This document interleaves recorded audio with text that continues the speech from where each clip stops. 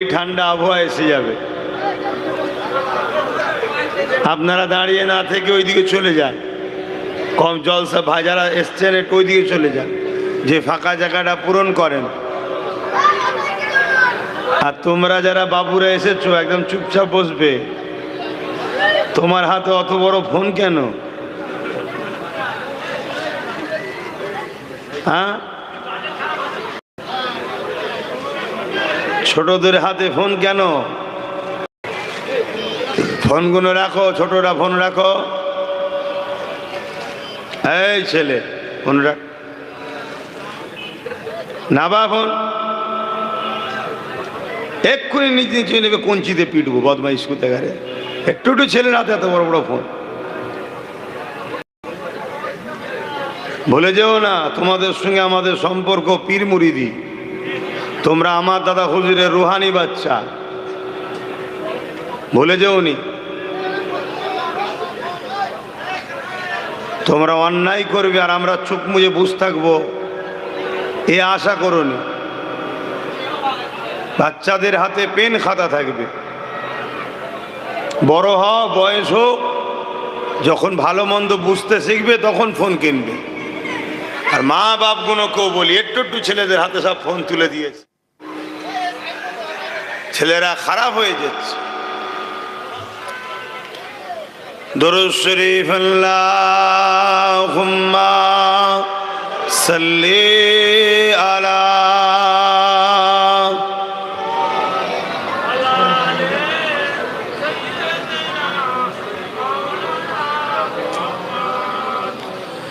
আউযু বিল্লাহি মিনাশ শাইতানির রাজীম।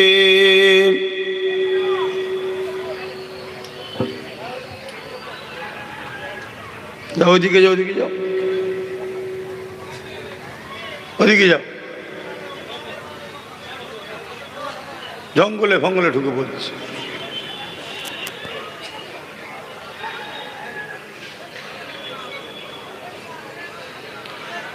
বিসমিল্লাহির রহমানির রহিম।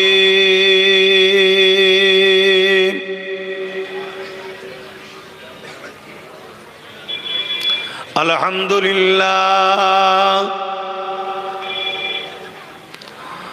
আলহামদুলিল্লাহি নাহমাদুহু ওয়া নাস্তাঈনুহু ওয়া নাস্তাগফিরুহু ওয়া নু'মিনু বিহি ওয়া নাতাওয়াক্কালু আলাইহি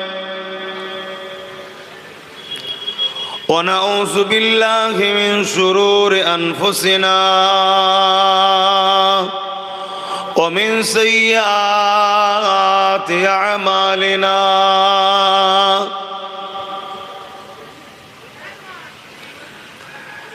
من يهدي الله فلا مضل له ومن يضلل فلا هادي له.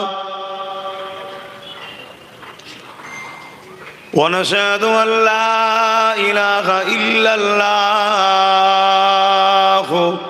وحده لا شريك له.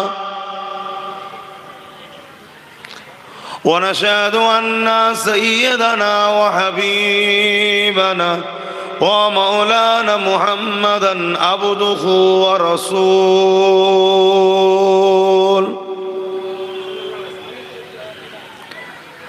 أما بعد فيا أيها الحاضرون رحمكم الله. قال الله تعالى في كلام المجيد والفرقان الحميد. إن الله وملائكته يصلون على النبي يا أيها الذين آمنوا صلوا عليه وسلموا تسليما. اللهم صل على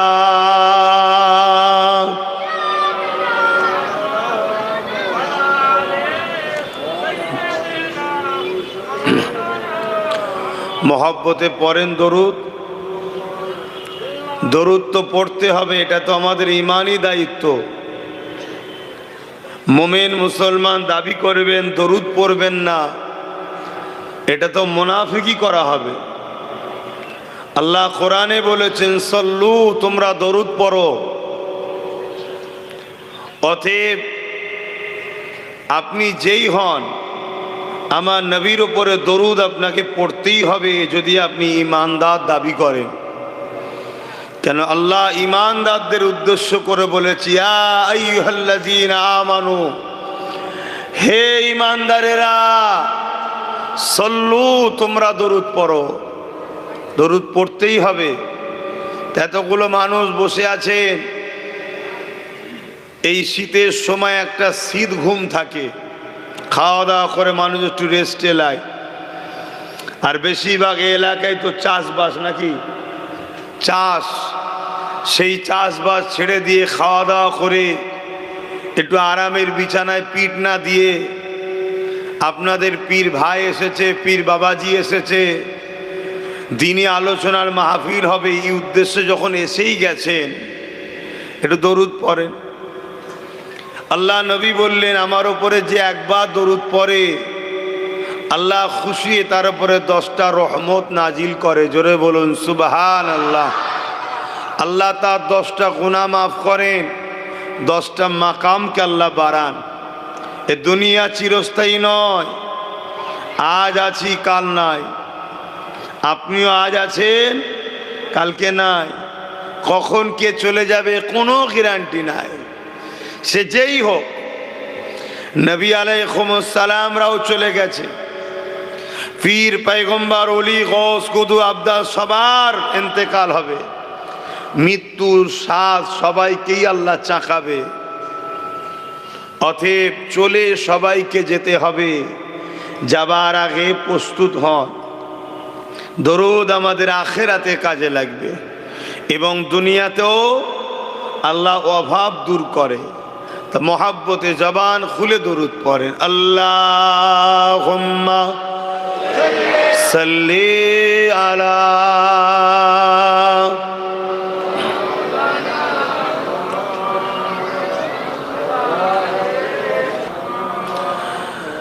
मेरे आँखों की बुदली में जलवा है मोहम्मद का, मेरे दिल के आईने में नक्शा है मोहम्मद का। कोई जन्नत में जाएगा, कोई दोज़ख में पहुँचे, मदीने की तरफ दौड़े दीवाना मुहम्मद का। अल्लाहुम्मा सल्ली अला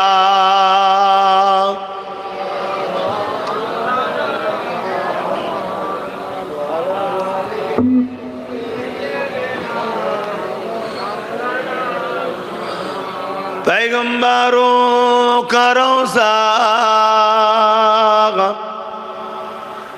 दिखा दे खुदाया, दरे मोदद से मिला दे खुदाया, शरबे मुहब्बत पिला दे खुदाया, पैगंबरों का रोज़ा दिखा दे खुदाया। अल्लाहुम्मा सल्ली अला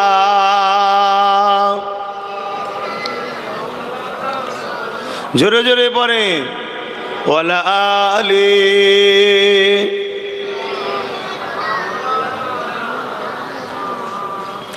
कलमे ला इलाहा ইল্লাল্লাহ লা ইলাহা লা ইলাহা ইল্লাল্লাহ মুহাম্মাদুর রাসূলুল্লাহ হাসবি রাব্বি জাল্লাল্লাহ মা ফি কলবি খায়রুল্লাহ নূর মুহাম্মদ সাল্লাল্লাহ হক লা ইলাহা ইল্লাল্লাহ লা ইলাহা লা ইলাহা ইল্লাল্লাহ মুহাম্মাদুর রাসূলুল্লাহ আল্লাহুম্মা সাল্লি আলা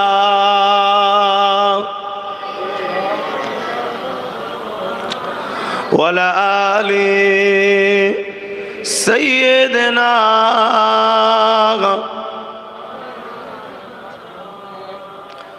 وقال الله تعالى في كلام المزيد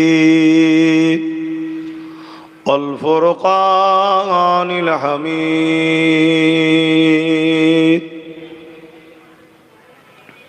قل إن كنتم تحبون الله فاتبعوني يحببكم الله ويغفر لكم ذنوبكم والله غفور رحيم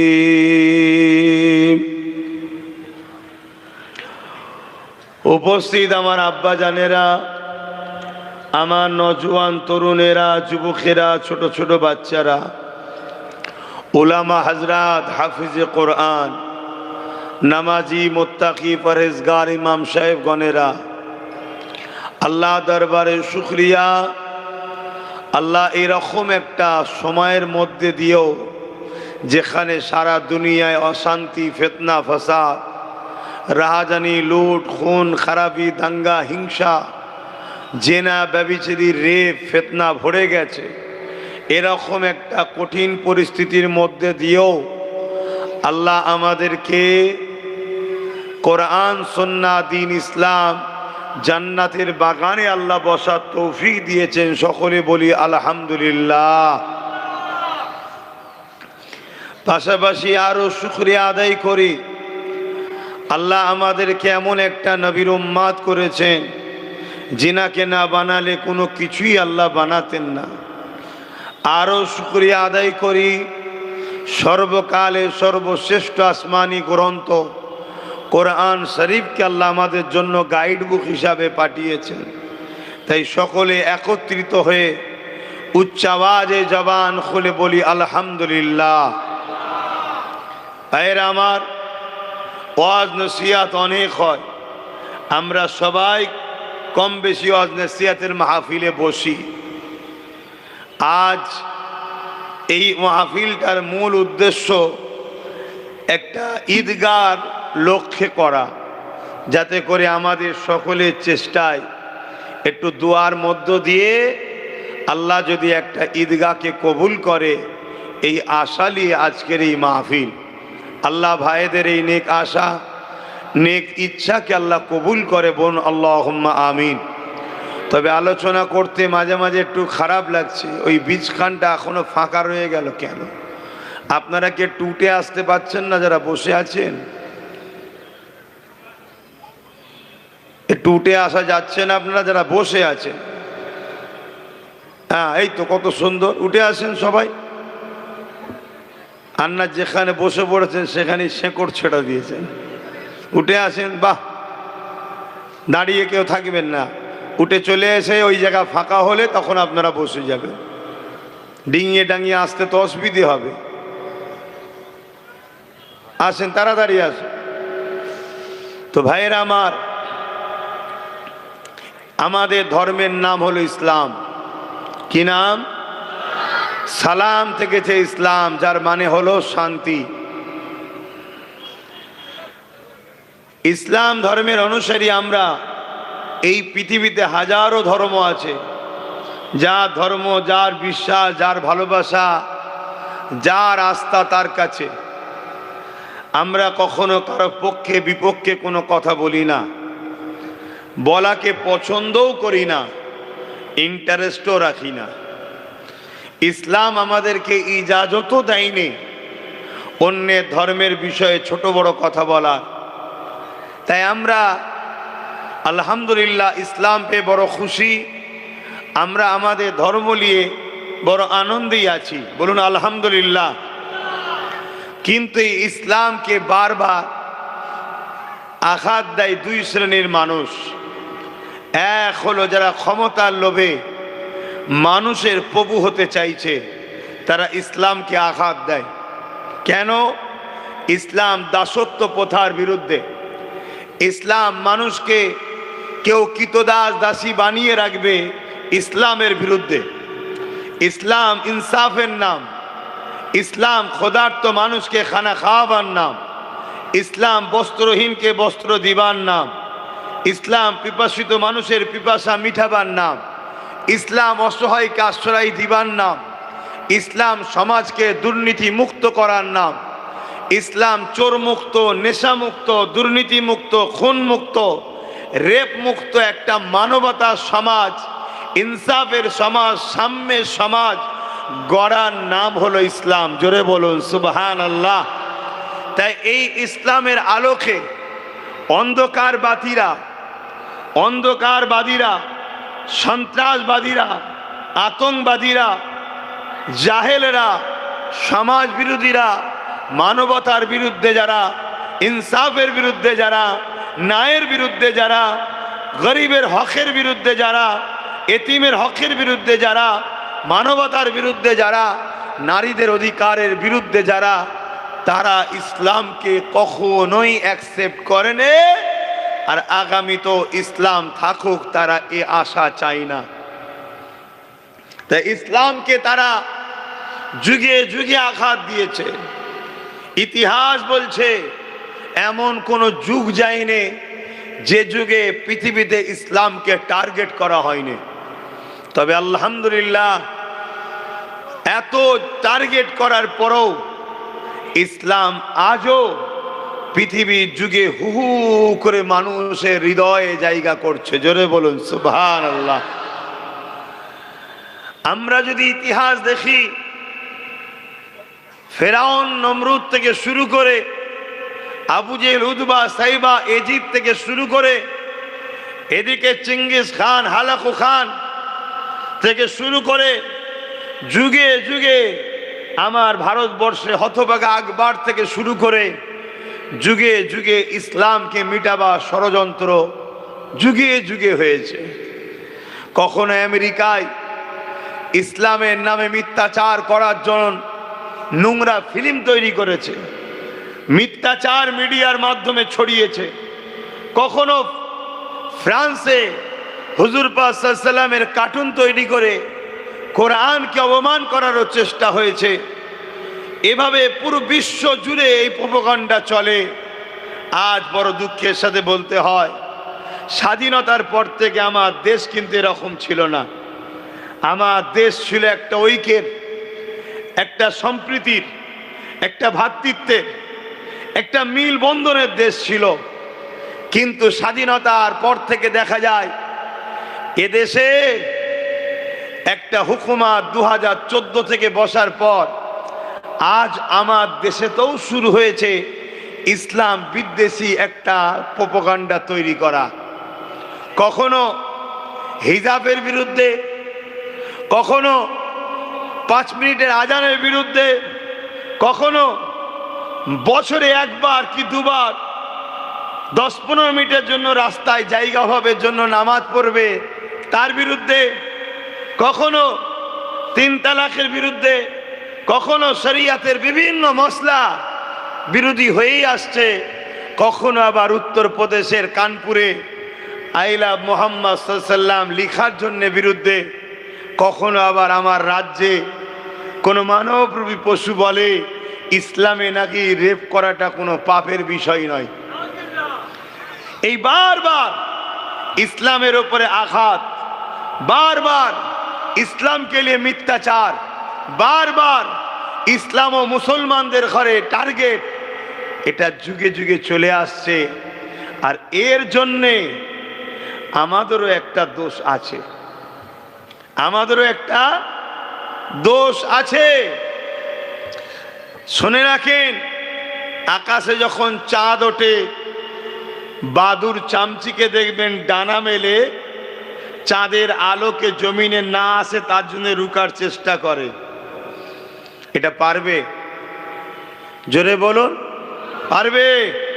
তা হাজারো চামচিকে যতই ডানা মেলুক, চাঁদের আলো যেমন রুখা যায় না, ওই চাঁদ যিনি সৃষ্টি করেছেন সেই স্রষ্টার মনোনীত ধর্ম ইন্নাদ দীনা ইনদাল্লাহিল ইসলাম, এই ইসলামকে কখনো মানবরূপী চামচিকে দিয়ে রুখা যাবে না, যাবে না, যাবে না। জোরে বলুন সুবহানাল্লাহ। ভাইরা আমার, কিন্তু আজ বড় আঘাত লাগে যখন কেউ এত বড় অন্যায় করে। কি? একটা পৃথিবী বিখ্যাত এমন কোন দেশ নেই, এমন কোন রাজত্ব নেই, এমন কোন শহর নেই যেখানে ইসলাম নেই। এরকম একটা ধর্মর প্রকাশ্য পশ্চিম বাংলার ব্যারাকপুরের ভাটপাড়াতে কেউ যখন দাঁড়িয়ে বলে ইসলামে নাকি রেপ করাটা কোনো পাপের বিষয় নয়, দুঃখ লাগে এরকম মানবরূপী পশু পাগলাগারতে না থেকে, জেলখানায় না থেকে এখনো রাজ্য সরকারের প্রশাসনের পাহারায় ঘুরে বেড়াচ্ছে। এটা বড় দুঃখের বিষয় না হাসির বিষয়? বড় দুঃখ লাগে। আর এর জন্য দোষী আমার কম, আমার কমের দোষ আছে। আছে না নাই? আছে। কেন আমরা গাধাকে দিয়েছি রাজার পাট, গাধাকে দিয়েছি রাজার পাট চালাতে। গাধা তো বোঝেই না যে কোনটা ইনসাফ কোনটা বেইনসাফ, কোনটা ন্যায় কোনটা অন্যায়।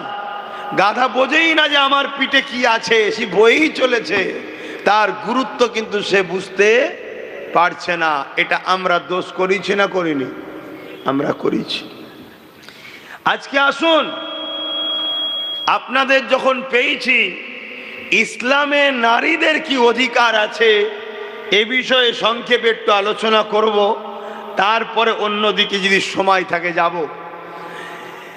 এবং আলোচনা করার আগে এই খোলা মঞ্চ থেকে এতগুলো সোশ্যাল মিডিয়ার মাধ্যমে এবং এতগুলো চোখের সামনে, এতগুলো কানের সামনে, আশা রাখছি আইবিও রয়েছেন তেনাদের সামনে, ওপেন চ্যালেঞ্জ দিচ্ছি, দুনিয়ায় যদি কোনো মায়ের বেটা থাকো ইসলামের মোকাবেলায় আসো। যে ইসলাম নারীকে যে সম্মান দিয়েছে তার মোকাবেলায় এসে বলো যে ইসলামের থেকে কেউ বেশি নারীকে মর্যাদা দিয়েছে। ওপেন চ্যালেঞ্জ দিচ্ছে, আসো। আমি এতগুলো মাজমার সামনে বলছি, এতগুলো সোশ্যাল মিডিয়ায় লাখো কোটি লোকের কাছে মেসেজ যাবে, হুজ্জতি নয়, আনারি নয়, পাওয়ারের জোর দেখিয়ে নয়, বাস্তবতার সাথে, শিক্ষার সাথে, কিতাবের সাথে, জ্ঞানের সাথে, মানবতার সাথে চ্যালেঞ্জে আসো। ইসলাম পৃথিবীতে নারীকে যে সম্মান দিয়েছে এর মোকাবেলায় একজন কেউ দাঁড়িয়ে বলো যে আমার দোকানে এমন আছে নিয়ম যে ইসলামের থেকে নারীকে বেশি মর্যাদা দিয়েছি আমরা। একটা কেউ আসো। যখন বাপ ঢিল ছুঁড়েছ পাটকেল তো খেতেই লাগে নাকি? কিন্তু দুঃখ আরেক জায়গায়, এত বড় অপদার্থ এই মানবরূপী পশুটার বিরুদ্ধে তথাকথিত মুসলিম নামধারী মুনাফেক নেতাদের ভূমিকাটা কি বলে? যারা মুসলিম নামধারী তথাকথিত নেতা, লিডার, মন্ত্রী আছে, এদের ভূমিকা কি? কিছু ভূমিকা আছে, কিচ্ছু ভূমিকা নেই। এরা কি করবে? কোন একটা সরল প্রাণ সাধারণ গ্রাম্য মহিলা যখন বলবে যে অমুকের স্বামী নেই, তার নামে কেস করিয়ে নিরীহ মুসলমানটাকে জেল খাটাতে পারে, কিন্তু একটা এত বড় ইসলামের বিরুদ্ধে মিথ্যাচার করলো, এর বিরুদ্ধে কেস করে একে জেল খাটাবার সাহস এদের মধ্যে নাই। এই কথা বুঝছেন না, বোঝেন না? আজকে বড় দুঃখ, কোথায় যাচ্ছে সমাজ। মনে রেখে দিও, ইসলামকে নিয়ে পশ্চিমা মিডিয়ারা হাজারো ষড়যন্ত্র করেছিল, এতে ইসলামের কোনো যায় আসেনি। আমেরিকা চেয়েছিল ইসলামকে আমেরিকা থেকে মুছে দেবো, আমেরিকাতে ইসলামকে রাখবো না, তাই আমেরিকা ভিসা বন্ধ করে দিয়েছিল। জর্জ ডাব্লিউ বুশ আমেরিকাতে কোনো মুসলমানকে ভিসা দেয়নি, বন্ধ করে দিয়েছিল। কিন্তু মহান স্রষ্টা রব্বুল আলামিন আমেরিকা জর্জ ডাব্লিউ বুশের কন্যাকে ইসলাম কবুল করিয়ে কোরআনের হাফেজা বানিয়ে দিয়েছে।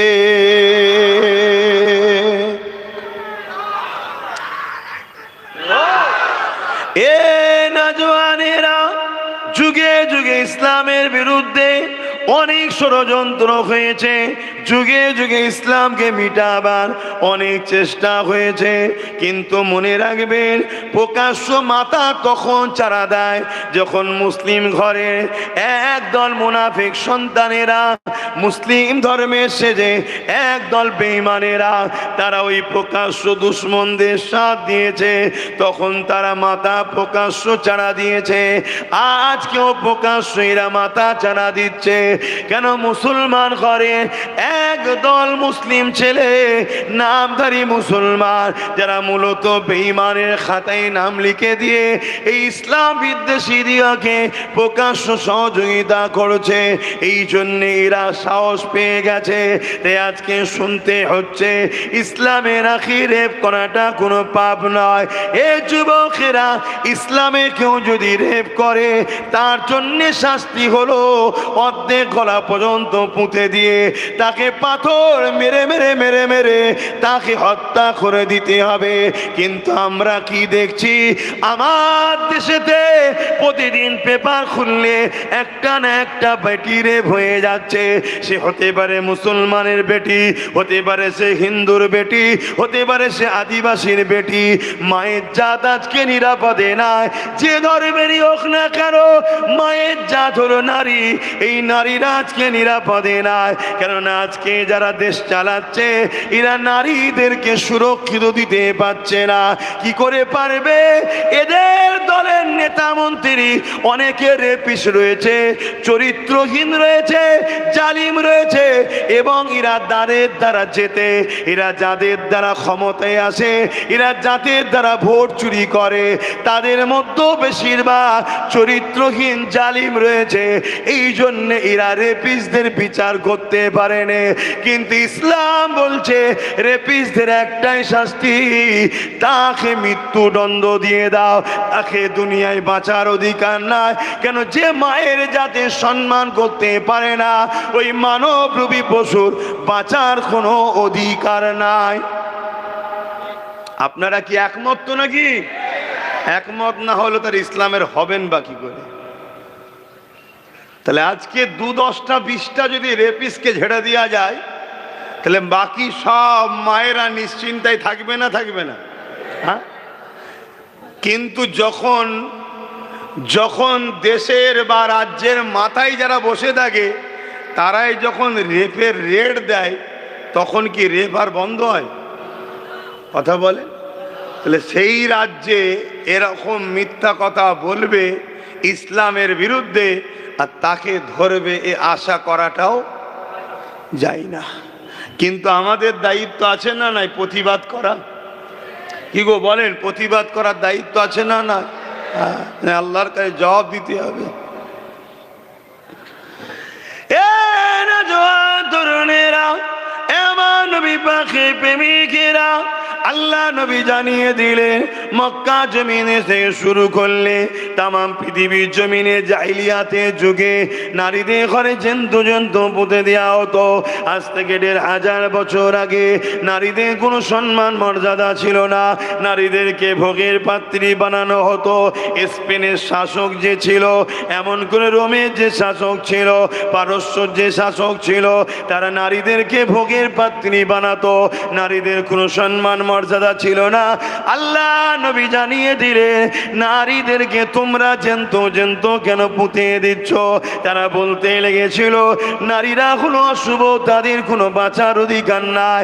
আমার রাসূলুল্লাহ জানিয়ে দিলে এ দুনিয়ার মানুষের এটা হলো তোমাদের কুধারণা, এটা তোমাদের কুসংস্কার। যে ১৬টা পুত্র সন্তান দেয় মায়ের পেটে, ওই ১৬টাই কন্যা সন্তান দেয় মায়ের পেটে। নারী আর পুরুষ এই দুটোরই দুনিয়া জমিনে দরকার আছে। এই দুজনের মিলনের বিনিময়ে দুনিয়া জমিনে মানুষ্য জাতির বিকাশ ঘটবে। এটা মহান স্রষ্টা সৃষ্টি। তাই নারী অশুভ নয়। আমি রাসূলুল্লাহ জানিয়ে দিই, ইসলাম জানিয়ে দিচ্ছে, আমার রাসূল জানিয়ে দিল যে ঘরেতে প্রথম কন্যা সন্তান হবে, এর মানে ওই বাবাকে ওই আব্বাকে আল্লাহ পাক জান্নাতে সংবাদ দেয়। আরো জোরে বলুন সুবহান।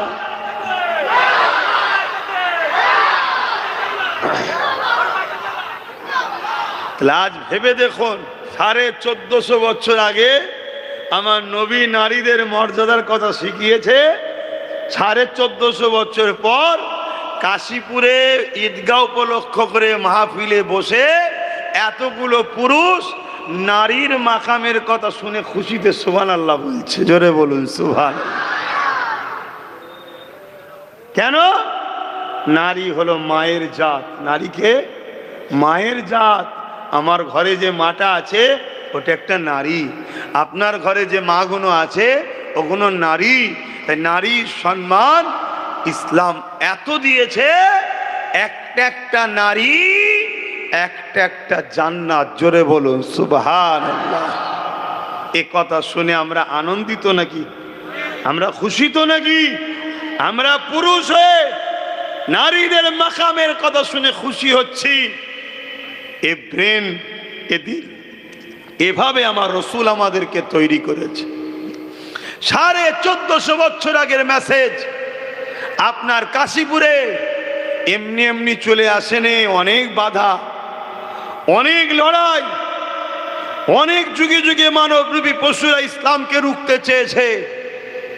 লক্ষ লক্ষ মা সন্তান হারা হয়েছে, লক্ষ লক্ষ বাপ তার সন্তানকে হারিয়েছে, লক্ষ লক্ষ সন্তান এতিম হয়েছে, লক্ষ লক্ষ মায়েরা বিধবা হয়েছে। তারপরে তোমার কাশীপুরে মসজিদের আজান শুনছো, তারপরে তোমরা মাথায় টুপি মুখে দাড়ি পেয়েছো, তারপরে তোমরা জানতে পেয়েছো তোমার ঘরে যে মহিলাটা আছে তোমার মা, তার পায়ের তলাতে তোমার জান্নাত আছে। ওনাকে যদি খুশি করতে পারো তবে জান্নাত, আর না হয় তুমি মসজিদে গিয়ে কপাল ঘষরে ঘষরে জাহান্নামে যেতে হবে তোমার বাড়ির মা যদি তোমার উপরে নারাজ থাকে। এর নাম ইসলাম। তবে হ্যাঁ, এখানে একটা কথা বলে দিই, মা যদি আল্লাহ ও রসুলের বিরুদ্ধে কোনো কথা বলে, যা বাবা চুরি কর, মানা যাবে না। যা বাবা ওকে মার, অত্যাচার কর, লুটে লিয়ে আয়, শোনা যাবে না। শুনছেন তো নাকি? ইসলাম বিরোধী কথা হলে হবে না। ইসলামের বিরুদ্ধে যদি মা কথা বলে তাহলে কি করবেন?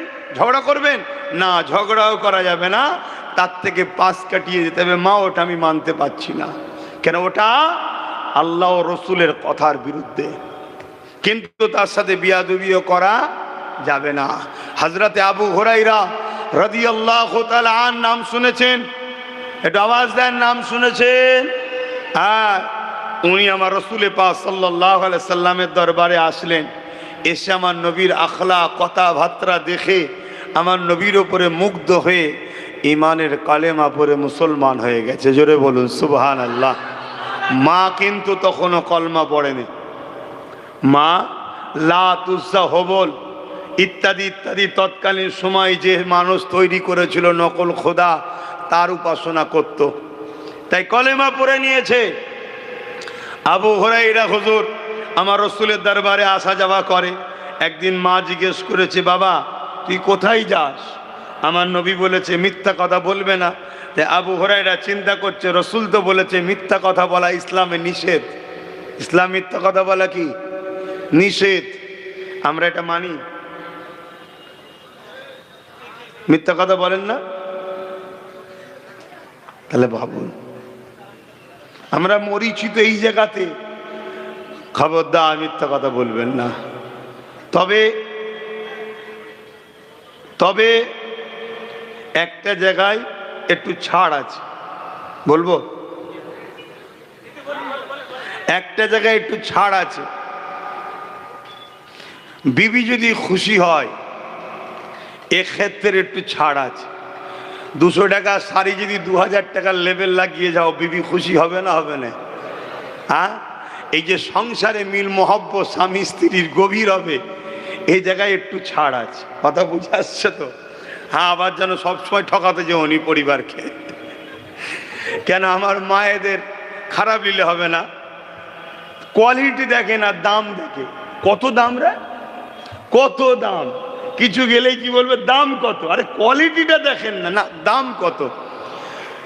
অনেকে আছে স্টিকার তুলে দেয়, যেটার দাম 2000 সেইটাই 500 টাকার স্টিকার মেরে দেয়। আর এই যেটার দাম 500 টাকা সেটাই 2000-এর স্টিকার মেরে দেয়। আর যেটা 2000 দাম সেটাই 500 টাকার স্টিকার মেরে দেয়। দিয়ে দুটো সামনে দাও, ঠিক দামটা দেখে দেখবে 2000-এরটাই নেবে। শুনছেন না শোনেননি? দোকানে আসার সময় আবার স্টিকার চেঞ্জ করে দেয়। লাও, যাকে এটা খুশি আনন্দের জন্য বললাম। মনে রাখবে ইসলাম বলছে দুটো জায়গায় টাকা খরচ করলে সব থেকে বেশি নেকি। নাম্বার 1 কি? মসজিদ, মাদ্রাসা।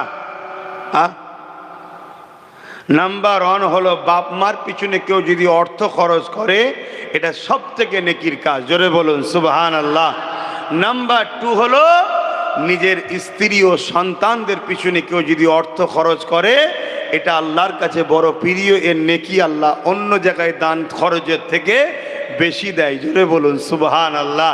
আমরা বাজারে সব জায়গায় টাকা খরচ করি নাম কামাবার জন্যে, আর পরিবার শখ করলে দিতে চাই না। এটা অন্যায়, এটা জুলুম, এটা উচিত নয়। অন্য 10 জায়গায় দিচ্ছেন, নেকির জন্য দেন। স্ত্রীর পিছনে খরচ করলে আরো বেশি নেকি হয়। জোরে বলুন সুবহানাল্লাহ। আসেন, ইসলাম নারীদেরকে কি সম্মান দিয়েছে। আল্লাহ নবী দরবারে একটা ব্যক্তি চলে আসলো, ইয়া রাসূলুল্লাহ হাবিবাল্লাহ, ইসলামের সব থেকে আমার উপরে কার হক বেশি? আল্লাহ নবী বললেন তোমার মায়ের, তারপরে কার তোমার মায়ের, তারপরে কার তোমার মায়ের, তারপরে কার তোমার বাপের। এ যুবকেরা, তরুণেরা, বাপেরা, আল্লাহ নবী মায়ের জাত নারীদের হক 3 গুণ দিয়েছে, পুরুষের তারপরে দিয়েছে। তাহলে নারীদের সম্মান ইসলাম কত দিয়েছে? এ যুবকেরা, তরুণেরা, আল্লাহ নবী আরো জানিয়ে দিলে, কোন বাপের যদি 1, 2, 3টে পর পর 3টে কন্যা সন্তান হয়, ওই বাপ যদি 3টে কন্যা সন্তানকে লালন পালন করে বিবাহটা দিয়ে দিতে পারে, ওই 3 কন্যার বাবা আর আমি রাসূলুল্লাহ, আল্লাহ নবী 2টো আঙুলকে তুলে দেখিয়েছে, যেমন পাশাপাশি রয়েছে এই 3 কন্যার বাবা আর আমি রাসূলুল্লাহ আল্লাহর জান্নাতে পাশাপাশি থাকিব। আরো জোরে বলুন সুবহান। তাহলে নারীর মর্যাদা কত! কোন বাপ যদি 3টে কন্যা সন্তান হয় তার, আর ওই 3টে কন্যাকে বাপ ভালোবেসে আদর করে লালন পালন করে পড়াশোনা করিয়ে বড় করে তার যদি বিবাহ দিয়ে দিতে পারে, আল্লাহ রসুল বলছে পাশাপাশি আমার সাথে জান্নাতে থাকবে। বললেন না সুবহানাল্লাহ? তাহলে সেই নারীকে ইসলাম কখনো অপমান অপদস্থ করতে পারে না। আর যে নারীকে অপমান অপদস্থ করে, আর সে ইসলামের মধ্যে থাকতেও পারে না। অতএব বাপ, কিন্তু আমার মায়ের জাতেদের বলবো, নিজের সন্তানদের ঘরে তিনটে শিক্ষা অবশ্যই দেবেন। আল্লাহ রসুল বলেছেন প্রত্যেকটা মা বাপের দায়িত্ব সন্তানকে তিনটে শিক্ষা দেওয়া। নাম্বার 1 নবীর প্রেম, নাম্বার 2 আহলে রসুলদের প্রেম, নাম্বার 3 কোরআনের শিক্ষা। এই 3 শিক্ষা দিবার পর আপনি আপনার বাচ্চাকে জেনারেল লাইনে পড়ান, ডাক্তার বানান, উকিল বানান, ডিএম বানান, আইএস বানান, আইপিএস বানান, পুলিশ বানান, জজ বানান, নেতা বানান, যা খুশি বানান। এই 3 শিক্ষা যদি থাকে, আপনার ছেলে কখনো জালিম হবে না, চরিত্রহীন হবে না, ঘুষখোর হবে না, কখনো জালিম হতে পারে না। কেন? যার দিলে রসুলের মোহাব্বত থাকে, তার মধ্যে ঈমান আছে। ঈমানদার কখনো জালিম হতে পারে না, আর জালিম কখনো ঈমানদার হতে পারে না। এটা মাথার মধ্যে ঢুকে লাও। যে জুলুম করে, তার নাম যদি আব্দুর রহমান, আব্দুল খাদেক, আব্দুল সত্তার, আব্দুল্লাহ যাই হোক না কেন, হয়তো মুসলিম ঘরে জন্মও নিয়েছে, কিন্তু মনে রেখে দেবে, জালিম কখনো মুসলমান ঈমানদার হতে পারে না, আর ঈমানদার কখনো জালিম হতে, জোরে বলেন, হতে পারে না। ইসলাম জুলুমকে মিটাবার নাম। ইসলাম জুলুম মিটাবার নাম, জুলুম করার নাম ইসলাম নয়। তাহলে আজকে যারা জুলুম করবে, সে যদি মুসলিম দাবিদার হয়, সে যদি নামাজিও পড়ে, হাজিও পড়ে, হজও করে, রোজাদারও হয়, জেনে রেখে দিও ইসলাম থেকে বেরিয়ে গেছে। এর সঙ্গে ইসলামের কোনো কানেকশন নেই, কোনো সম্পর্ক নেই। কারণ ইসলাম কারো বাপের মন করা ধর্ম নয়। ইসলাম আমেনা লালের কথা মতো চলতে হবে। জোরে বলুন সুবহানাল্লাহ। আমার নবী পাক সাল্লাল্লাহু আলাইহি ওয়াসাল্লাম এই দুনিয়ার বুক থেকে জুলুমকে মিটিয়েছে, সন্ত্রাসকে মিটিয়েছে, হিংসাকে মিটিয়েছে, দাঙ্গাকে মিটিয়েছে, অত্যাচারকে মিটিয়েছে, দাসত্ব প্রথাকে বন্ধ করেছে, মানুষকে আজাদ করিয়েছে। এই কাজ করতে গিয়ে আল্লাহ নবীকে কত জুলুমের শিকার হতে হয়েছে। এমনও দিন গেছে আল্লাহ নবী পাহাড়ে মাসকে মাস পাহাড়ে থাকতে হয়েছে। সোশ্যাল বয়কট করেছে আমার নবীকে, পাহাড়ে চলে গেছে, ওখানে গিয়ে গাছের পাতা ফল মূল খেয়ে জীবন লালন পালন করে, আর রাত্রিরে গোপনে গোপনে এসে মানুষকে ইনসাফের কথা শিখায়, ন্যায়ের কথা শিখায়, মানবতার কথা শিখায়, জুলুমের বিরুদ্ধে থাকার কথা বলে। আজ যদি কোনো মুসলিম দাবি করে জুলুম করে, সে কখনো মুসলমান হতে, জোরে বলুন, পারে না। মনে রাখবেন, আমার রসুল পাক সাল্লাল্লাহু আলাইহি ওয়াসাল্লাম তিনি এই জুলুমের বিরুদ্ধে কথা বলার দরুন তৎকালীন সময় যারা শাসক ছিল, আবু জেহেল, উতবা, সাইবা, আবুল আহাব, উমাইয়া, এরা আমার রসুল পাক সাল্লাল্লাহু আলাইহি সাল্লামের জন্য কুয়া পর্যন্ত খুঁড়েছে। আমার নবীকে এই কুয়াতে ফেলে মাটি চাপা দিয়ে মেরে দেবে, কিন্তু আল্লাহর মর্জি, আবু জেহেলি ওই কুয়ার মধ্যে এসে পড়ে গেছে, কেউ তুলতে পারছে না। যত রশি বাড়ায় সেই কম পড়ে যায়। আমার রসুল পাক সাল্লাল্লাহু আলাইহি সাল্লামকে ডাকা হলো। আল্লাহ নবী বললেন, চাচা এখানে কুয়ায় কি ব্যাপার, কি ব্যাপার এখানে? না, আমি তোমাকে ফেলার জন্য কুয়া খুঁড়েছিলাম, আমি পড়ে গেছি। আল্লাহ নবীকে আবু জেহেল বলতে লেগেছে, আমাকে উঠাও এখান থেকে, আমি তোমার কথা মেনে নেব, আমাকে উঠাও। আল্লাহ নবী হাত বাড়ালেন, আবু জেহেল হাত পেয়ে গেল, আল্লাহ নবী টেনে তুললেন। উঠার পরে যতজন মানুষ ছিল সবাই রাসূলুল্লাহর হাতে হাত দিয়ে কলেমা বলল, কিন্তু আবু জেহেল বলল, মুহাম্মদ তুমি কত বড় জাদুকর, নাউজুবিল্লাহ। কেন? কপাল ফাটা, পরিবর্তন হলো না। হিদায়েত আল্লাহর পক্ষ থেকে যদি কারো কপালে না থাকে, সে যখন বুঝতে পারবে যে আমার পায়ের তলার মাটি সরে যাচ্ছে, আমাকে মিটিয়ে দিবার প্ল্যান চলছে, তারপরেও কিন্তু সে পরিবর্তন হতে পারবে না। কেন? তার কপালে যদি আল্লাহ হিদায়েত না রাখে। কথা শুনছেন? কিন্তু আমাদের ডিউটি খুলে আপনাদেরকে শোনাতে হবে হক কথাটা। যদি শোনার পরেও দুটো মানুষ পরিবর্তন কপালে থাকে, তার মধ্যে একটা হালচাল শুরু হবে, সে পরিবর্তন হয়ে যাবে। আর যদি কপালে পরিবর্তন না থাকে, হাজারো বুঝালো পরিবর্তন হবে না। কিন্তু এটা আমাদের ডিউটি, আমাদের মানুষকে বোঝানো দরকার। এ দুনিয়ার মানুষেরা আল্লাহ নবী নারীদের অধিকার দিবার জন্যে, সমাজে ইনসাফ কায়েম করার জন্যে, ন্যায় প্রতিষ্ঠিত করার জন্যে আল্লাহ নবী কতটা কষ্ট করেছে। যখন মক্কার মানুষেরা আমার নবী পাকের কথা আর মানছে না, আল্লাহ নবীর কথা শুনছে না, নবী পাককে জানে মেরে দিবার পরিকল্পনা করেছে। দারুন নাদুয়াতে বসে মিটিং হয়েছে, আমার রাসূলুল্লাহকে শহীদ করে দেবে, আমার নবী পাককে জানে মেরে দেবে। এ যুবকেরা, আমার নবী পাক তখন মক্কা জমিন থেকে ওই তায়েফের জমিনে গেল। তায়েফের মানুষকে দ্বীনের কথা শোনাবে, ইনসাফের কথা শোনাবে, ইনসানিয়াতের কথা শোনাবে, মানবতার কথা শোনাবে, ন্যায়ের কথা শোনাবে। তায়েফের দিকে আল্লাহ নবী যখন রওনা দিয়েছে, মক্কা সন্ত্রাসীরা, মক্কার জালিম নেতারা তায়েফের নেতাদের কাছে দূত পাঠিয়ে দিল। দ্রুত ঘোড়ার পিঠে চেপে ওই তায়েফের কাছে চলে গেল। এ তায়েফের সরদারেরা, এ তায়েফের নেতারা, মুহাম্মদ রসুল তায়েফে আসছে, তিনি যেটা বলে সত্য বলে, তিনি যেটা বলে ঠিক বলে, কিন্তু তিনার কথা যদি মেনে নাও, তাহলে আমাদের জুলুমের সাম্রাজ্য মিটে যাবে, আমাদের অন্যায় সাম্রাজ্য মিটে যাবে, আমাদের মানুষকে লুটে রাখার সাম্রাজ্য মিটে যাবে। মানুষের মধ্যে আমরা আতঙ্ক তৈরি করে রেখেছি, মানুষ আমাদের দাসী রয়েছে। মুহাম্মদ রসুল মানুষকে দাসত্ব প্রথা থেকে আজাদ করতে এসেছে।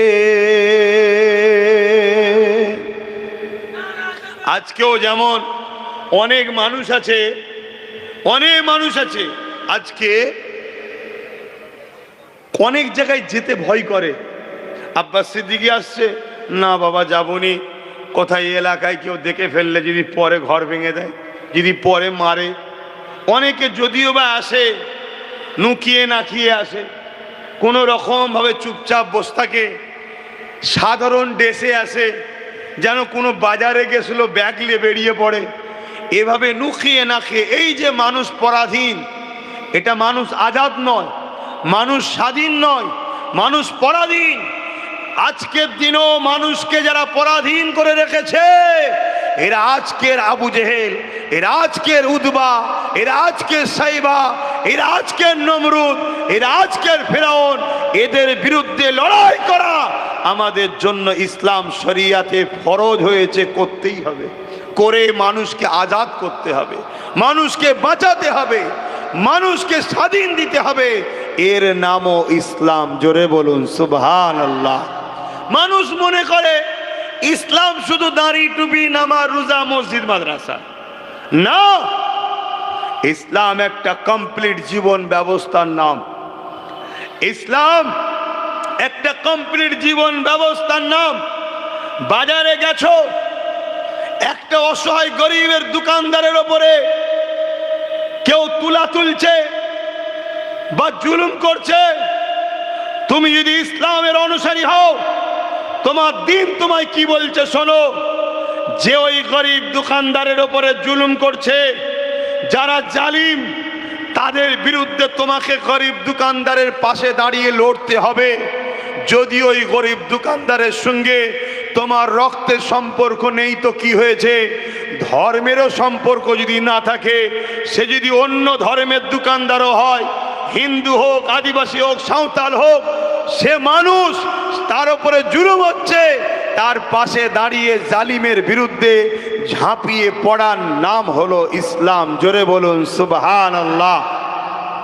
মনে রাখবে, তুমি যদি এই অসহায়ের পাশে দাঁড়িয়ে মজলুমের সাথ দাও, কিয়ামতের দিনে আমার আল্লাহ তোমার সাথ দেবে, ওয়াদা করেছে। জোরে বলুন সুবহানাল্লাহ।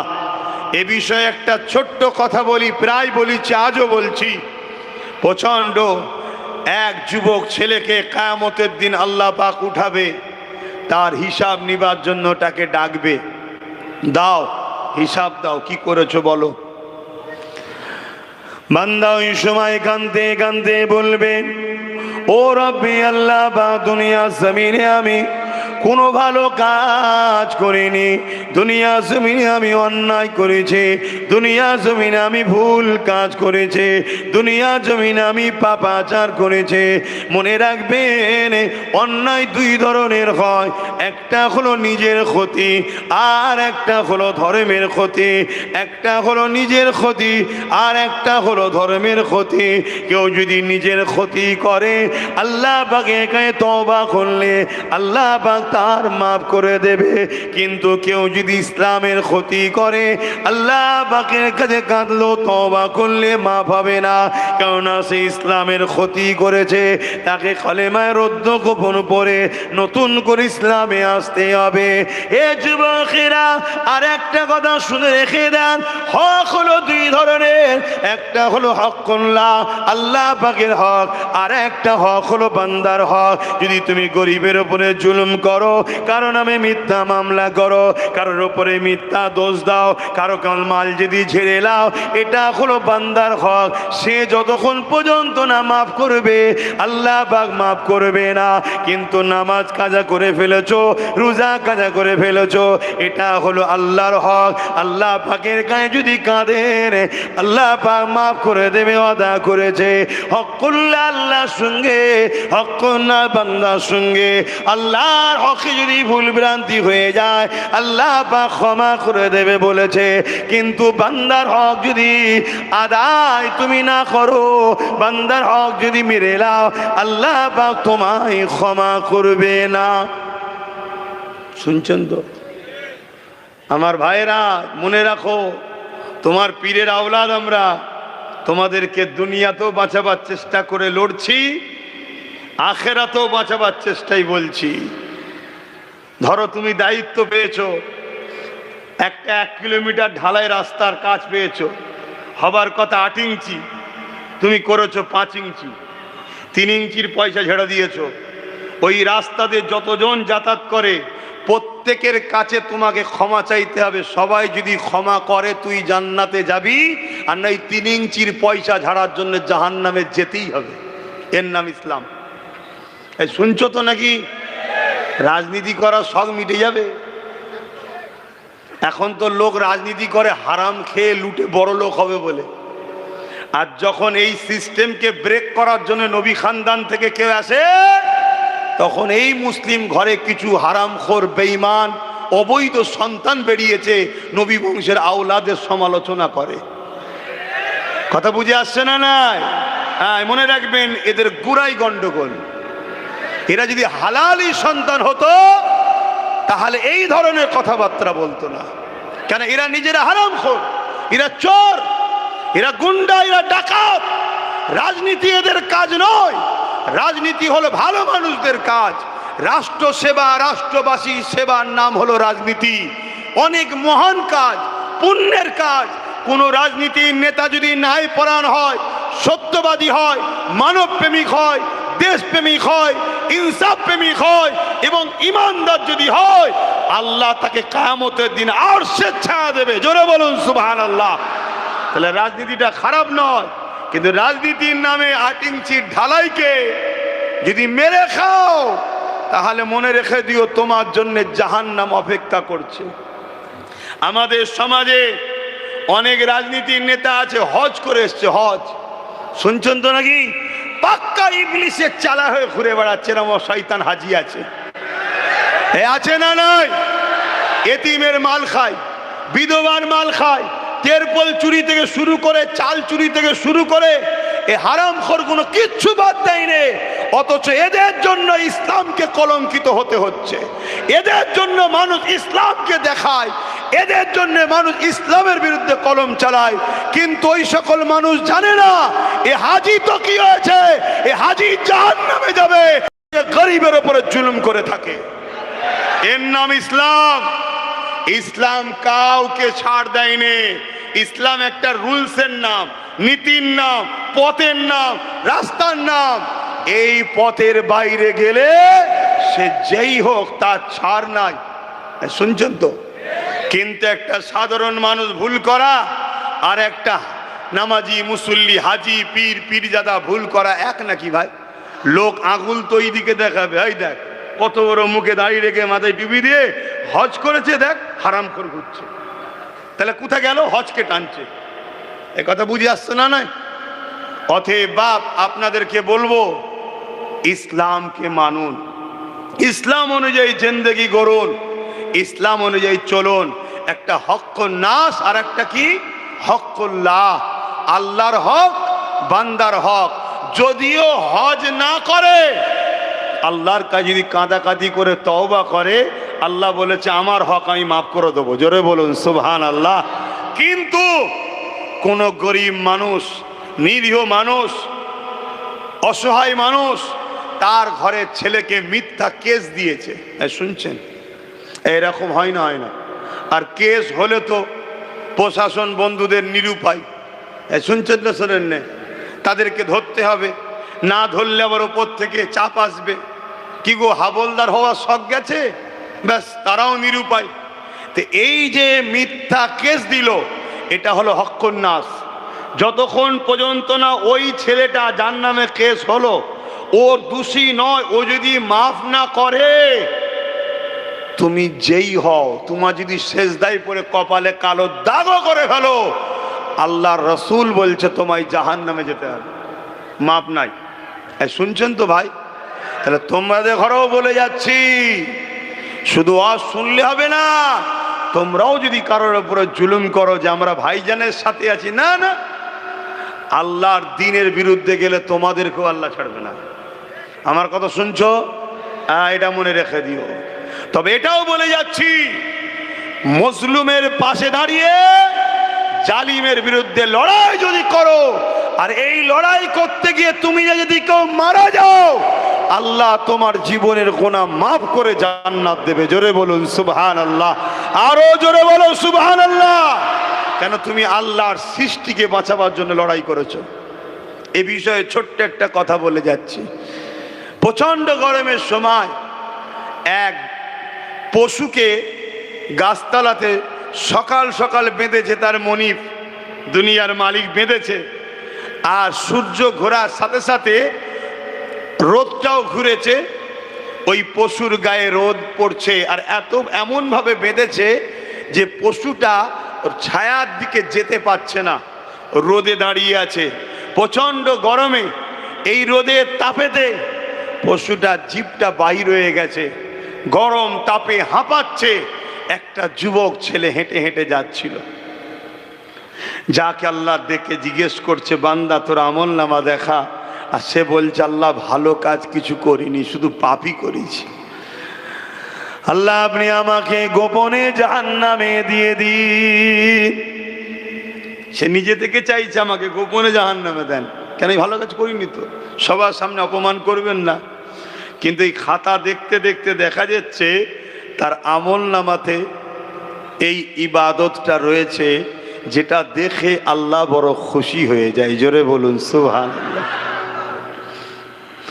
আল্লাহ বা বলবে, বান্দারে তোর একটা আমল দেখেছি যাতে আমার বড় পছন্দ হয়েছে, আমি বড় রাজি হয়ে গেছি। ওরে আমার বান্দারে, তুই কোথায় যেতে চাস বল? বান্দা বলবেন, আল্লাহ আপনি যদি দয়া করেন আমি জান্নাতে যেতে পারি। আল্লাহ বা বলবে, বান্দারে যা, তোর গুনাহকে আমি চেপে দিলাম। কেন? আমি তোর মালিক, খোদ মালিক আল্লাহ, আমি তোর গুনাহকে রুকিয়ে দিলাম। দিলাম, চেপে দিলাম। যা বান্দা, আমি আল্লাহ তোকে আমার দয়ার বিনিময়ে জান্নাতি বানিয়ে দিলাম।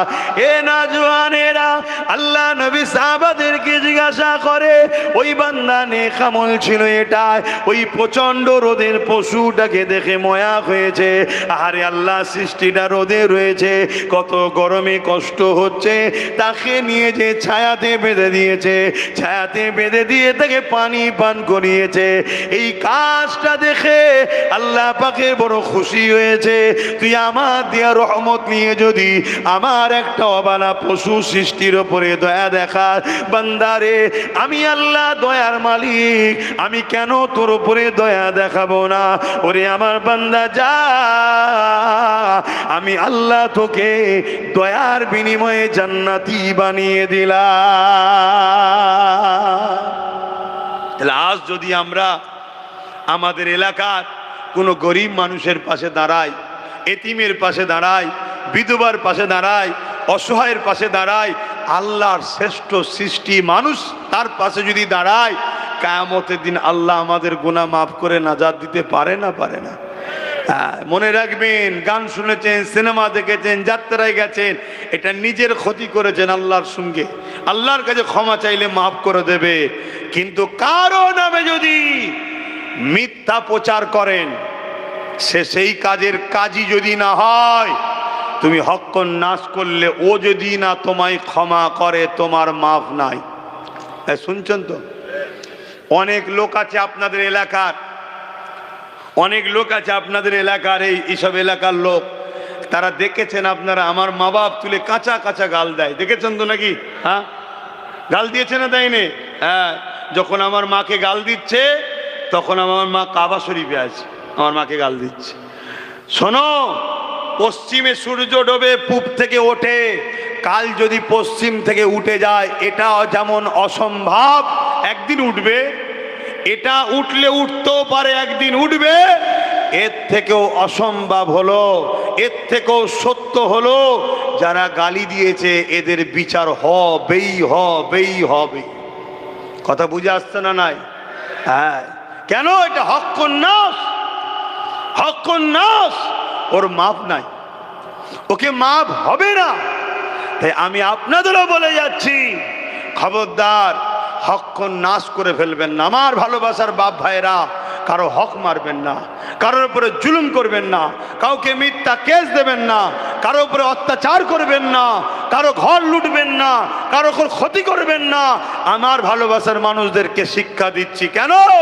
এগুলো করলে নাজাত পাবেন না। তবে হ্যাঁ, যদি কোনো জালিম, সন্ত্রাস, অত্যাচার, সমাজ বিরোধী, এই সমাজকে নষ্ট করছে, ক্ষতি করছে, মানবরূপী পশু যদি থাকে, তার বিরুদ্ধে লড়াই করে যদি আপনি সমাজে ইনসাফ প্রতিষ্ঠিত করতে চান, ন্যায় প্রতিষ্ঠিত করতে চান, গরিবের হক আদায় করতে চান, বিধবার হক আদায় করতে চান, মানবতাকে প্রতিষ্ঠিত করতে চান, বাচ্চাদেরকে শিক্ষার ব্যবস্থা করতে চান, এক কথায় ন্যায় প্রতিষ্ঠিত করতে যাওয়ার জন্যে যদি আপনি লড়াই করেন, মনে রাখবেন এই লড়াই আপনার জন্য বড় নসিব।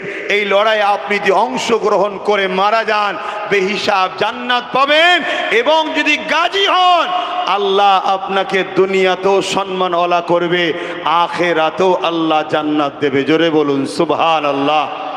কেন? এটা আমার রাসূলের ইসলাম, এটা ন্যায়কে প্রতিষ্ঠিত করা, এটা আমার রাসূলের ইসলাম। কিন্তু মনে রাখবেন, কারো উপরে যদি লুটবো মনে করি, জুলুম করব মনে করি, তাহলে কিন্তু ইসলাম ইজাজত দেয়নি। অনেকে মনে করে দুনিয়াদারি দুদিনের, আমাদের যেটা মন যাচ্ছে আমরা করেলি, পরে দেখা যাবে খনি। দেখার সময় পাবের কি মানে আছে? দেখার সময় পাবের কি মানে আছে? আমার কথায় আপনাদের কষ্ট হচ্ছে নাকি? অসুবিধা হচ্ছে? রোদ তো চলে গেছে আল্লাহ কারে। বাপেরা, আমার নবী পাক অনেক কষ্ট করেছে। আল্লাহ নবী যখন ন্যায়ের পক্ষে ছিলেন, ইনসাফের পক্ষে কথা বলতেছিলেন, মানবতার প্রচার করতেছিলেন, এ যুবকেরা তৎকালীন সময়ে শাসকরা কত অত্যাচার করেছিল। আমি যে তায়েফের কথাটা বলতে গিয়ে চলে গেলাম, তায়েফের মানুষের কাছে আল্লাহ নবী মেসেজ, আল্লাহ নবী যাচ্ছে, এই মেসেজটা যখন পৌঁছে গেল, তায়েফের সর্দারেরা, তায়েফের নেতারা, তায়েফের জালিম অত্যাচারী শাসকেরা সঙ্গে সঙ্গে বাচ্চা বাচ্চা ছেলেদের হাতে পাথর তুলে দিল, তুলে দিয়ে দূর থেকে দেখাতে লাগলো, ওই যে ব্যক্তিটা এসছে ওটা হলো মজনু, ওটা হলো পাগল, নাউজুবিল্লাহ, তার সঙ্গে সেই রকম ব্যবহার করো যা পাগলের সঙ্গে ব্যবহার করতে হয়।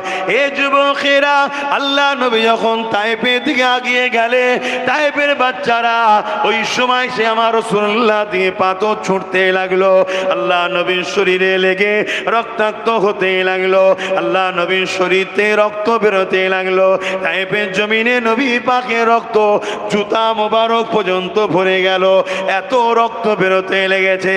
এ নওজওয়ানেরা, আজও তোমরা ন্যায়ের পক্ষে থাকলে, ইনসাফের পক্ষে থাকলে, মানবতার পক্ষে থাকলে, যদি তোমাদের ওপরে জুলুম হয়, ধৈর্য হারা হলে হবে না, মন খারাপ করলে হবে না। কারণ আমার নবী পাকের ওপরে কত জুলুম হয়েছে। আল্লাহ নবী গরিবের পক্ষে ছিল, এতিমের পক্ষে ছিল, বিধবার পক্ষে ছিল, মানবতার পক্ষে ছিল। তাই তৎকালীন সময় জালিমরা আমার নবী পাকের ওপরে কত জুলুম করেছে। এই পাথরের আঘাত লাগতে লাগতে লাগতে আল্লাহ নবী এমন করে তায়েফের জমিনে অজ্ঞান হয়ে পড়ে যায়। সেই সময় বড় বড় নেতা লিডাররা গিয়ে সে দেখে, নাকে হাত দিয়ে দেখছে আল্লাহ নবী বেঁচে আছে না মরে গেছে। এ যুবক, একটা বার মনে রেখে দিও গো, আমার নবী পাক আমাদেরকে কত ভালোবাসে, সেই নবী আমার কত কষ্ট করেছে ইনসাফ তোমার আমার কাছে পৌঁছাবার জন্যে, নাই তোমার আমার কাছে পৌঁছাবার জন্যে। সেই নাকে হাত দিয়ে দেখতে লেগেছে আল্লাহ নবী বেঁচে আছে না মরে গেছে। তারা মনে করেছে রাসূল মারা গেছে। এই অবস্থায় নবী পাকের ওপরে আরো লাঠির বাড়ি আঘাত দিতে লেগেছে।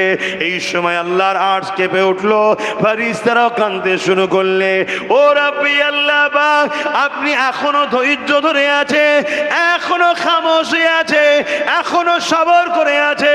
আল্লাহ, আপনার হাবিবের উপরে কি জুলুম হচ্ছে আল্লাহ, আপনার হাবিবের উপরে কি অত্যাচার হচ্ছে আল্লাহ। আমার আল্লাহ পাক বলে দিলে, এ ফেরেশতারে তোমরা কি চাইছো? ওই সময় ফেরেশতারা বলতে লাগলে, ও রাব্বি আল্লাহ, তায়েফ যে জায়গাটা রয়েছে তার দুদিকে দুটো বড় বড় পাহাড় রয়েছে, ওই দুটো পাহাড়কে এক জায়গায় মিলিয়ে তায়েফবাসীকে চেপটে মেরে দেওয়া হোক। এর যদি তা না হয়, তায়েফবাসীর উপরে পাহাড়কে তুলে চাপিয়ে মেরে দেওয়া হোক। আমার আল্লাহ পাক বললেন, যাও ফেরেশতা, আমি ইজাজত দিয়ে দিলাম, পাহাড় চালক ফেরেশতাকে সাথে করে নিয়ে যাও। যদি আমার ইজাজত রইল তাদেরকে পাহাড় চাপিয়ে মারতে পারো, বা দুটো পাহাড়কে এক জায়গায় করে পিষে মারতে পারো, আমার ইজাজত আমার পক্ষ থেকে রইল। তবে একবার তাদেরকে মারার আগে প্রথমে আমার হাবিবের কাছে যাবে, আমার হাবিবকে সালাম দেবে, এবং আমি আল্লাহ যে ফয়সালাটা দিয়েছি এটা তুমি একবার হাবিবকে শুনিয়ে দিও। শুনছেন তো? ধৈর্য হারা হলে হবে না। মনে রাখবেন, ইতিহাস ইতিহাস লিখে তাদেরকে স্মরণ রাখে যারা সর্বসময় জালিমের বিরুদ্ধে ছিল। ইতিহাস তাদেরকেই স্মরণ রাখে। নেতাজিকে স্মরণ রেখেছে, আশফাকুল্লাহ খানকে স্মরণ রেখেছে। যারা পা চেটেছিল ব্রিটিশদের, তাদেরকে কিন্তু ইতিহাস স্মরণ রাখে না। অতএব চেটে কখনো ইতিহাসের পাতায় থাকা যায় না। বিপ্লব তখনই সম্ভব যখন তুমি ন্যায়ের পক্ষে, জালিমের বিরুদ্ধে থাকবে। তাকেই ইতিহাস স্মরণ রাখে, তার নামই ইতিহাসে ওঠে। কথা মাথায় ঢুকছে তো? অতএব আমার রসুল অনেক কষ্ট করেছে। তুমি আমি সামান্যতে পিছিয়ে ঘাবড়ে দুর্বল হয়ে গেলে হবে না। কথা বুঝে আসছে? অনেক রকম পরীক্ষা হবে আল্লাহর পক্ষ থেকে, অনেক রকম পরীক্ষা হবে। কখনো এই যেমন আমারও পরীক্ষা হচ্ছে, কত দিক দিয়ে পরীক্ষা আমাকে নেওয়া হয়, আল্লাহ নেই, আবার আল্লাহ সমস্ত বাধা কাটিয়ে পরীক্ষাতে আল্লাহ পাস করায়। আলহামদুলিল্লাহ। তা আল্লাহ আমাদেরকে পরীক্ষা নেবে, এক একজনের এক এক ধরনের পরীক্ষা হবে। কত মানুষ আছে একটাই বাড়ির ছেলে, একটাই গরিব, মিথ্যা গ্যাঁজার কেসে জেলে ভরে দিয়েছে, এই শুনছেন, পড়ে আছে জেলে। সে বেচারি গ্যাঁজা কি জিনিস হয়তো দেখেন কোনোদিন, জেল খাটছে, হাজার হাজার ছেলে আছে। এ সব কিন্তু কিয়ামতের দিন ধরা পড়বে, এ সবার বিচার আল্লাহ নেবে। সে যেই হোক সবাইকে মহান স্রষ্টার কাছে জবাব দিতে হবে, সবাইকে হাজিরি হতে হবে ময়দানে মাশরে। তো ভাইরা আমার রাসূল পাক সাল্লাল্লাহু আলাইহি সাল্লামের কাছে হযরতে জিবরাইল চলে এলেন, পাহাড় চালক ফেরেশতা এলো, আল্লাহ নবীকে হযরতে জিবরাইল হাতে করে পরিষ্কার করছে রক্তগুলো। আল্লাহ নবীর হুঁশ আসলেন, নবী উঠে বসলেন, জিবরাইল সালাম দিলেন, দিবার পরে বলতে লেগেছে, ইয়া রাসূলুল্লাহ, হাবিবাল্লাহ, আল্লাহ ইজাজত দিয়েছে, শুধু আপনার ইজাজতের অপেক্ষায় রয়েছি। এ ভাই জিবরাইল, কিসের ইজাজত, কি হয়েছে? না, তায়েফবাসী আপনাকে এরকম ভাবে মেরেছে, আমরা আল্লাহকে বলেছি, আল্লাহ ইজাজত দিয়েছে, দুটো পাথর পাহাড়কে এক জায়গায় করে বীজখানে এদেরকে পিষে মারতে বলেছে, বা পাহাড়কে তুলে তাদের মাথায় চাপিয়ে দিয়ে চেপটে মেরে দিতে বলেছে। আল্লাহ ইজাজত দিয়েছে। আমার হাবিব, যদি শুধু একবার জিজ্ঞাসা করো, হুজুর আপনি শুধু একবার ইজাজত দেন। আমার রাসূল পাক সাল্লাল্লাহু আলাইহি সাল্লাম, রহমতের নবী, দয়ার নবী, সঙ্গে সঙ্গে হাত তুললেন, আল্লাহ এরা আমাকে চেনে না তাই মেরেছে, এদেরকে আপনি শেষ করে দেবেন না আল্লাহ। আমি রসুল চাই এরা বেঁচে থাকুক, এদের ছেলের ছেলের ছেলের ছেলে একদিন না একদিন আমি রসুল আমাকে নবী বলে মেনে আমার জন্য জানটাও কোরবান করবে। জোরে বলুন সুবহানাল্লাহ, আরো চিৎকার দিয়ে বলুন সুবহানাল্লাহ। আজ সেই তায়েফের বুকে মানুষ যাচ্ছে, আজও সেই তায়েফের বুকে লক্ষ লক্ষ মানুষ রয়েছে, তারা সবাই এখন রাসূলুল্লাহ দিবানা, ছেলের ছেলে আজ পর্যন্ত 1450 বছর হয়ে গেল, তারা আমার রসুলের জন্য জানও কুরবান করছে। তা আমার নবী পাক সেদিন যদি বদদুয়া করতেন, আজ আমরা সব শেষ হয়ে যেতাম। আমার নবী পাক সাল্লাল্লাহু আলাইহি সাল্লাম এত কষ্টের পর, এত ধৈর্য ধরে ন্যায়ের পক্ষে, ইনসাফের পক্ষে, গরিবের পক্ষে, মানবতার পক্ষে, তাওহীদের পক্ষে মানুষকে আহ্বান করেছে।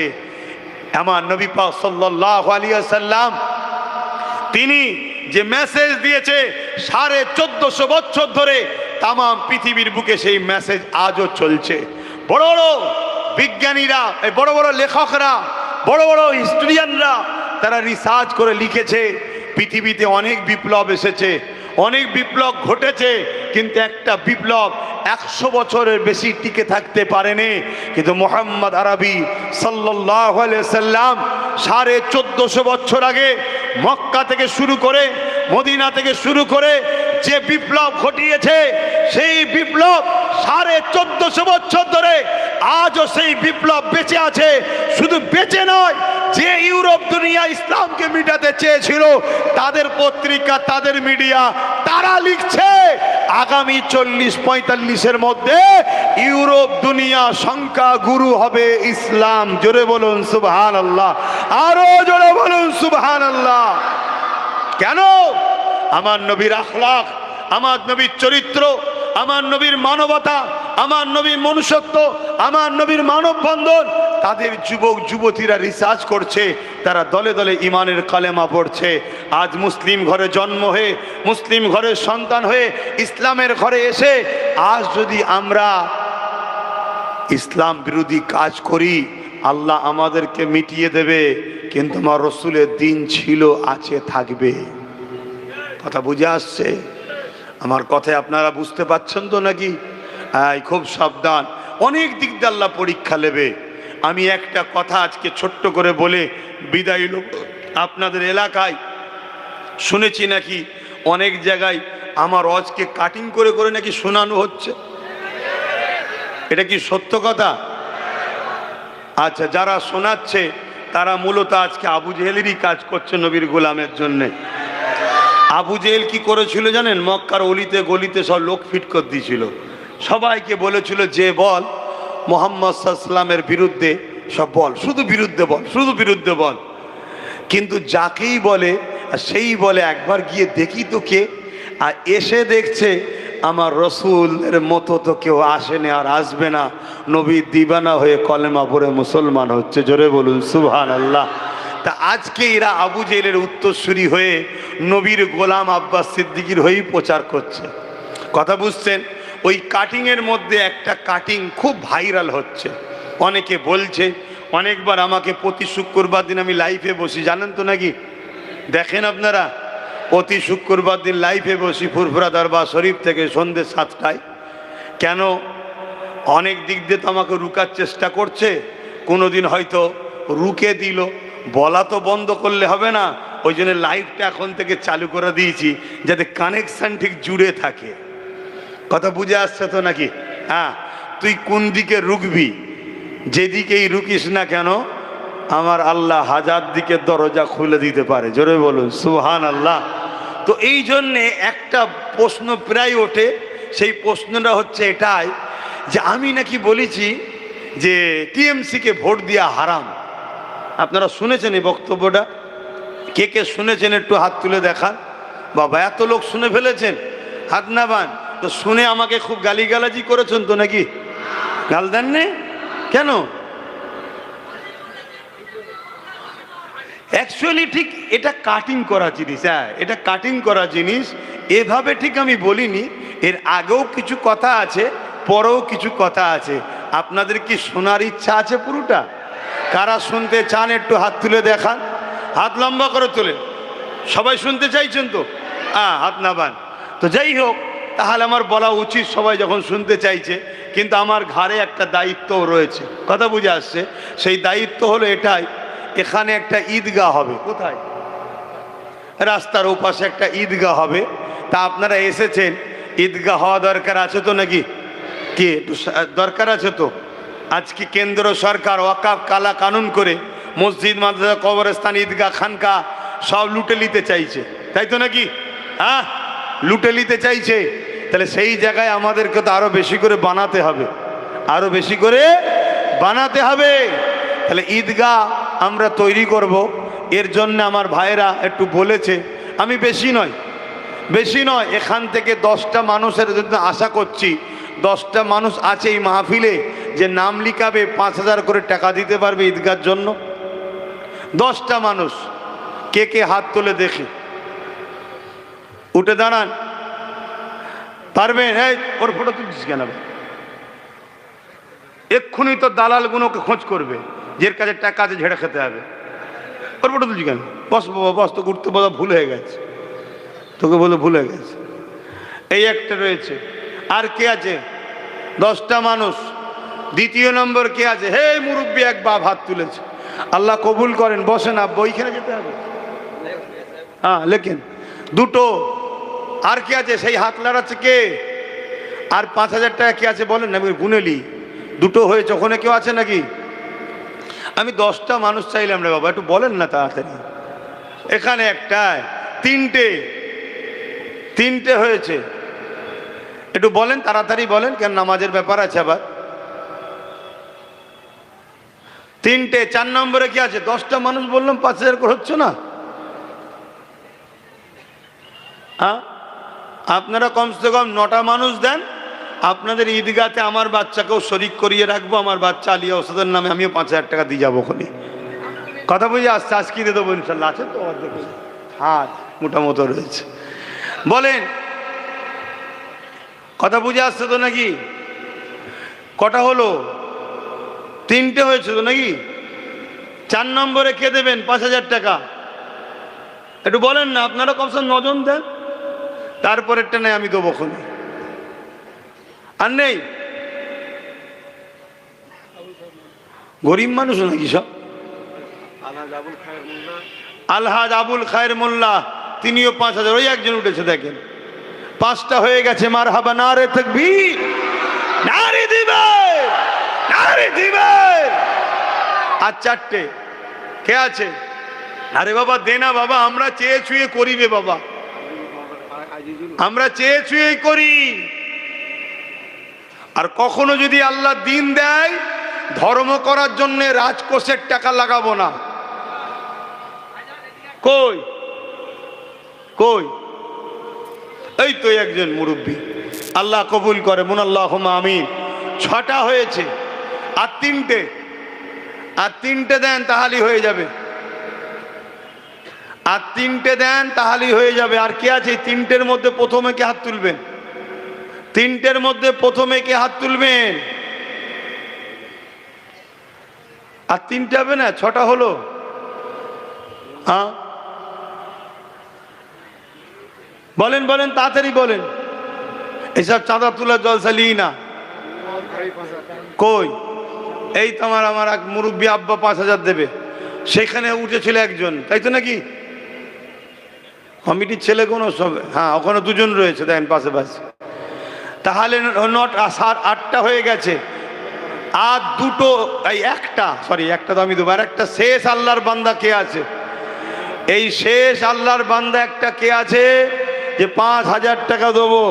জলদি করে হাত তোলেন, নারে তাকবীর, নারে দেবে। ওই এক মুরব্বী আব্বা 5,000 টাকা দেবে। নূর মোহাম্মদ ঘরামি 5,000 টাকা, আল্লাহ কবুল করে, বোন আল্লাহুম্মা আমিন। যাক, আইজুল ঘরামি 5,000, আলহাজ এনাথ হাজি 5,000, আর একটা গোপন দান 5,000। এই 10টা ছাড়া এগুলো রয়েছে, আল্লাহ কবুল করেন। আর একটা গোপন দান আছে 20,000 টাকা, আল্লাহ কবুল করে, বোন আল্লাহুম্মা আমিন। বলেন আর কে আছে? ও আর কথা বলার সময় হবে না, এসব এই জন্যে সমস্যা। নওসাদটার জন্য আমি বিশাল ফাঁসা ফেঁসে গেছি ভাই, কথা বুঝে আসছে। এক তো ভাঙরে প্রচুর জলসা যায়, আমি নিতে পারিনি। কেন নিতে পারিনি? আমি ভাই একটু রাগী লোক, আমি ওসব কারো ধার ধরি না, কথা বুঝে আসছে। কে নেতা, কে কেতা, কে সিএম, কে পিএম, ওসব কারো ধার ধরিনি আমি, কথা বুঝে আসছে।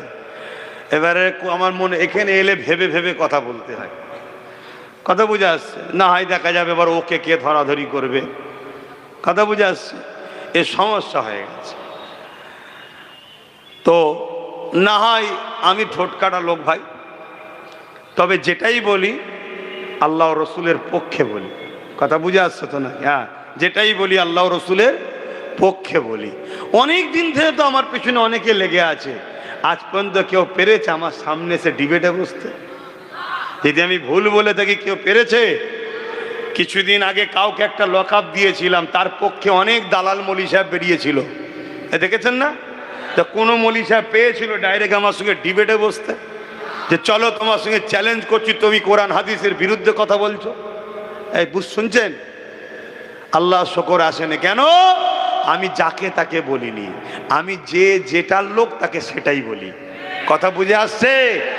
কেন? আল্লাহর কোরআন যাকে ঘোষণা দিয়েছে তার বিষয়ে তোমাকে বলতেই হবে, সমাজকে তো শিখাতে হবে। আমার ভক্ত মুরিদ অনুসারী, ভালোবাসার দাদা হুজুরের ভক্ত মুরিদ অনুসারীদেরকে তো জানাতে হবে। তো যাই হোক, একটা গোপন দান 30,000 টাকা, বলেন তাঁতি বলেন। 5,000 করে আরো 12 জন, আল্লাহ কবুল করে, বোন আল্লাহুম্মা আমিন। আচ্ছা, ছেলেদের ঘরে একটু ভেতরে পাঠাচ্ছি, যার যা খুশি একটু নগদ দিয়ে দেন, যার যা খুশি, অত তোলার সময় নেই, নামাজ পড়তে হবে, কথা বুঝে আসছে? দেন, যার যা দিয়ে দেন। আর একটুখানি ওই কথাটা একটু বলে দিয়ে যায়, যখন তুলিচ্ছে একটু বলে দিই নাকি, না অন্য দিন হবে? কেন আজকে আর সময় হবে, নামাজ পড়তে হবে, তাড়াহুড়ো করে বললে আবার বুঝতে না পারলে আর এক বিপদ হয়ে যাবে। হ্যাঁ, তাড়াতাড়ি যাও, লোক কই? এই মুরব্বী কি বলছে দেখো, যাও তাড়াতাড়ি দাও। দরুদ শরীফ আল্লাহুম্মা সাল্লি আলা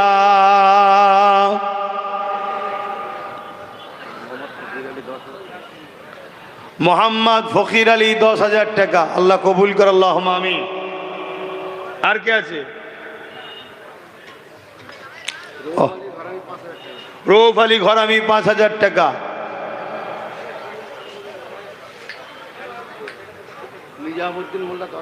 নিজামুদ্দিন 10,000 টাকা। শরীফুল ইসলাম 10,000 টাকা।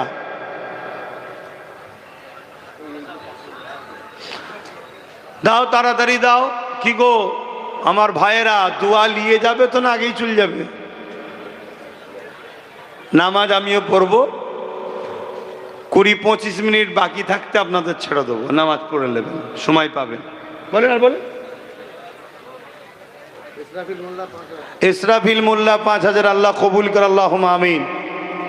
ভেতরে গেছে, ভাইরা দিচ্ছেন, আসেন একটু সালাম পড়ে লিয়ে নবী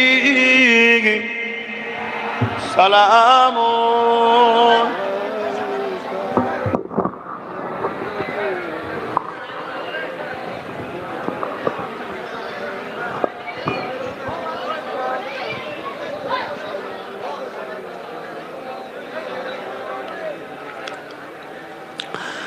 ভাইরা আমার, আমরা দাঁড়িয়ে সালাম দিই, শুনছেন? আমরা দাঁড়িয়ে সালাম দিই, কিন্তু কেউ যদি বসে সালাম দেয় তার বিরুদ্ধে আমাদের কোনো ফতোয়া নাই। কিন্তু আমাদের দাঁড়ানোর কেউ যদি বিরোধী করে তাহলে তার বিরুদ্ধে শরিয়াতের ফতোয়া আছে। এটা প্রেমের ব্যাপার, আদবের ব্যাপার, ভক্তির ব্যাপার। আসুন আমরা সকলে সালাম দেব। আর একটা ছোট্ট কথা, এই দাঁড়িয়ে দাঁড়িয়ে জিজ্ঞেস করছি, বলবো বড় ভাই হিসাবে জিজ্ঞেস করছি, আমার ছোট ভাই নওশাদ আপনাদের জিতিয়েছিলেন, সে আপনাদের সঙ্গে খারাপ ব্যবহার করে না তো? হাত তুলে বলুন, খারাপ ব্যবহার করে না তো? যদি কোনো রকম খারাপ ব্যবহার করে থাকে আমাকে বলবেন। কথা বুঝে আসছে? প্রতি শুক্রবার দিন থাকি, জানেন তো নাকি? প্রতি শুক্রবার দিন থাকি, দরবার শরীফে যাবেন, বলবেন। কেন? বড় ভাই হিসাবে দায়িত্ব, তার ছোট ভাই যদি ভুল করে তাকে শিক্ষা দেওয়া। তবে মনে রাখবেন, নবী বংশের আওলাদ, জবানার মুজাদ্দেদের খুন, এটুকু আশা রাখা যায়, চোর চিটিংবাজ গাদ্দার ধোকাবাজ হবে না। কথা বুঝে আসছে? এইটুকু আশা করা যায়। তারপরেও দোয়া করতে লাগে, আল্লাহ ওকে দুনিয়া আখেরাতের কামিয়াবি দেন। মানব প্রেমিক নাই প্রেমিক, সর্বধর্মের গরিব মানুষের সুখে দুঃখের সাথ দিবার জন্য আল্লাহ ওকে যেন রাজ ক্ষমতার আরও উঁচু মাকাম দান করে। বলুন আল্লাহুম্মা আমিন। আপনারা আমাকে সন্তানের মতো, ভাইয়ের মতো ভালোবাসেন? হাত তুলে সাক্ষী দেন। ভালোবাসেন? আমি আপনাদেরকে বলবো, একটা কথা ভাবাবো, সেই কথা হচ্ছে এটাই, এই সমাজে এত সবাই রয়েছে, কারো বিরুদ্ধে কেউ লাগে না, সবাই মিলে নওশাদ পিছনে লেগে আছে, কারণটা কি? এটা একটু ভাববেন। ওখানে পূর্ব মেদিনীপুরে শুভেন্দু অধিকারী দিন রাত সাম্প্রদায়িক কথা বলছে, দিন রাত জিহাদি বলছে। মমতাকে তো বলছে জিহাদিদের খালা, জিহাদিদের ফুপু, কি না বলছে, বলছে না বলে নে? তার বিধানসভাতে একের অধিক থানা করেছে, তার বিরুদ্ধে এত লাগে। এক কথা বলেন, এক কথা বলে। কিছু কিছু মুসলিম ঘরে জন্ম লিয়া মুনাফেক মুসলমান, তারা এমনও তো বলে নোংরা নোংরা কথা, কিন্তু ওই সকলের বিরুদ্ধে, ওই সকল জালিমদের বিরুদ্ধে কথা বলে? বলে না। ভাবুন, এর ভাবার পিছনে কারণটা আছে, ওটা আপনারা ভাববেন। কেন? আমি আব্বাস সিদ্দিকী, আমি এমনি এমনি একটা রাজনীতির দল খুলে দিয়ে নওশাদকে দায়িত্ব দিইনি। কি দরকার আছে আমার? কি করার দরকার ছিল? হ্যাঁ, অনেক কিছু চিন্তা করেছি, আল্লাহ বুঝিয়েছেন, আল্লাহর জানিয়েছেন। বেশি কথা খুলে বলছি না, অনেক কিছু বুঝেছি, সব কথা বলা যাবেও না। আগামী দিন যে কি ভয়ানক দিন আসছে গরিবদের ওপরে। কাদের ওপরে? গরিব। মুসলমান মার খাবে দুটো কারণে, এক মুসলমান হওয়ার জন্য আর এক গরিব হওয়ার জন্যে। আর মনে রেখে দিও, হিন্দু হোক, আদিবাসী হোক, সাঁওতাল হোক, এসসি হোক, এসটি হোক, ওবিসি হোক, মতুয়া হোক, গরিব হওয়ার জন্যে তারাও বিপদে আছে। অতএব অনেক কিছু বুঝে আমি তো এই লাইনে রয়েছি, এজন্যে নওশাদকে বুঝিয়ে বলেছিলাম, দেখ তুই ওই দিকটা যা। দেখ, আল্লাহর মর্জি, সে আমার কথা শুনে রাজি হয়েছিল। আপনারা তাকে সাথ দিয়েছিলেন, আল্লাহর দয়াতে সে জিতেছে। কথা বুঝে আসছে?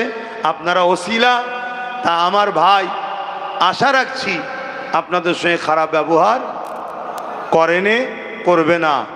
যদিও মানুষ তো, আমি দরজা খুলে রাখছি, প্রতি জুম্মায় দরবারে বসে থাকি, আপনি আসবেন, আমাকে বলবেন, লিখিত দেবেন, জানাবেন, অবশ্যই আপনার পাশে দাঁড়াবো। এটা আমার মানবতা, আপনার হয়ে কথা বলবো। কিন্তু মনে রাখবেন, বিরাট বড় চক্রান্ত চলছে। স্পেনের ইতিহাস আপনারা জানবেন, কিভাবে স্পেনে 800 বছরের রাজত্ব করা মুসলমান থাকার পরও পুরো স্পেন থেকে মুসলমানকে নিশ্চিহ্ন করে দিয়েছে। এই ইতিহাস পড়বেন। কিন্তু সময় আর নাই। আমি বড় ভাই হিসাবে ছোট ভাইয়ের একটু খোঁজ নিলাম। আপনারা কেউ বেজার হলেন? বাকি কে বেজার হচ্ছে ওটা তো জেনে লাভ নেই। আমার ভালোবাসার মানুষের সাথে আমার কথা বলার অধিকার আছে না নাই? যে আমার ভালোবাসার নয় সে তো আমার ভালো কাজেও খারাপ বলবে, ঠিক না? তার নিয়ে তো আমার ভেবেও লাভ নাই। তো আসুন সকলে উচ্চ আওয়াজে জবান খুলে দরুদ এই সালাম পাঠ করিয়া নবী সালাম ইয়া রাসূল ইয়া হাবিব সালাম সালাবাতুল্লাহ। কঠিন হাসরের দিনে কি আছে মোদের কপালে, গুনাহগার উম্মাহ আতো আপনার লইবেন সঙ্গে মাশরে। নবী সালাম ইয়া রাসূল ইয়া হাবিব সালাবাতুল্লাহ। সময় একেবারে কম, একটু বসে যান, একটু দোয়া করে দিই। সকলে বসে। এসব জলসা এই জন্য লিয়া খুব সমস্যা। চাঁদা তোলা জলসা আমায় লিয়ে আসবেন না। হ্যাঁ, আল্লাহ শেফা দান করেন। ভাই আমার, আমি দুঃখিত, আমি আর বলতে পারলাম না এই কথাটা। কখনো আশপাশে আসলে বলবো, এবং আপনাদের ঘরে বলবো। লাইফে বা অনেক জায়গাতে আমার পুরো বক্তব্য দিয়ে আছে, আপনারা শুনে নেবেন, তাহলে উত্তরটা পেয়ে যাবেন। কিন্তু একটা কথা বলবো, আমার ধর্ম আমার কাছে, অন্য অন্য ধর্মের ভাইদের ধর্ম তাদের কাছে, তাই তো নাকি? আমাদের ধর্মের যেমন ঈদুল আজহাতে আমরা কোরবানি দিই, পশু জবাই করি, এটা আমার ধর্মের নিয়ম, তাই তো নাকি? তো এই পশু, কোরবানির পশু সিন্নি বা তাবারুক, আমি কি অন্য ধর্মের মানুষকে খাওয়াতে পারবো? খাওয়ালে তার ধর্মের বাবা বেগে আঘাত দেওয়া হবে না হবে না? হবে, উচিত নয়।